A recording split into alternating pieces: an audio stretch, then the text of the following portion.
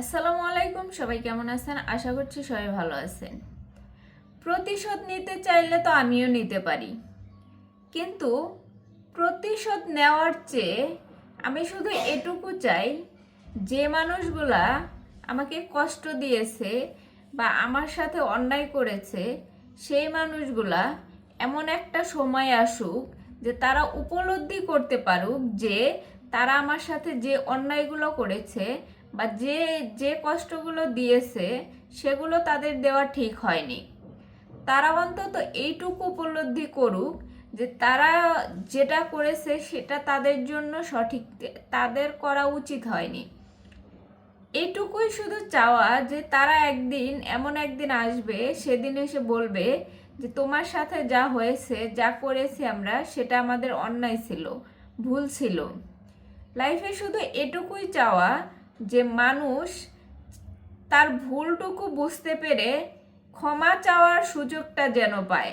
প্রতিশোধ নেওয়া কখনো বীরত্বের কাজ নয়। প্রতিশোধ নিলে নেওয়া যেতে পারে, কিন্তু সেটার চেয়ে নীরবে সরে আসাটা সবচেয়ে বেটার অপশন। আপনি যদি নীরবে সরে আসতে পারেন, তাহলে এর প্রতিদান আল্লাহ পাক আপনাকে অবশ্যই দেবে।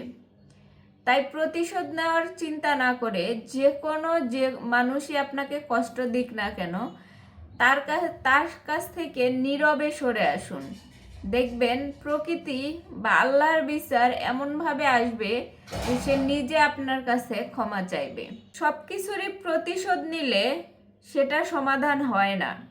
কিছু কিছু জিনিস প্রকৃতির উপর এবং আল্লাহর নিয়তের উপর ছেড়ে দিতে হয়, যাতে আল্লাহ পাকের বিচারটুকু করতে পারে।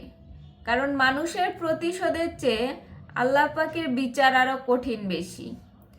সেজন্যই আমার মতো আপনিও এটা করতে পারেন যে কেউ যদি আপনার সাথে অন্যায় করে বা আপনাকে কষ্ট দেয়, তার সাথে প্রতিশোধ না নিয়ে তাকে আল্লাহর হাতে ছেড়ে দিন। যে এমন একটা সময় আসুক যে সময়টাতে তারা নিজেরা এসে আপনার কাছে ক্ষমা চাইবে এবং তারা নিজেরা তাদের ভুল বুঝতে পারবে।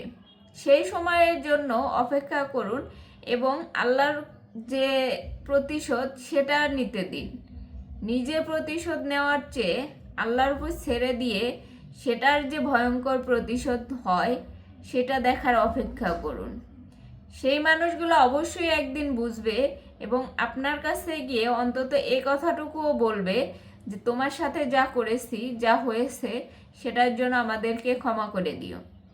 এটুকুই শুধু চাইবেন, এর বেশি কিছু চাওয়ার কোনো দরকার নেই যদি আল্লাহ পাকের কাছে বিচার দিয়ে রাখেন। সবাই ভালো থাকেন, সুস্থ থাকেন। আল্লাহ হাফেজ।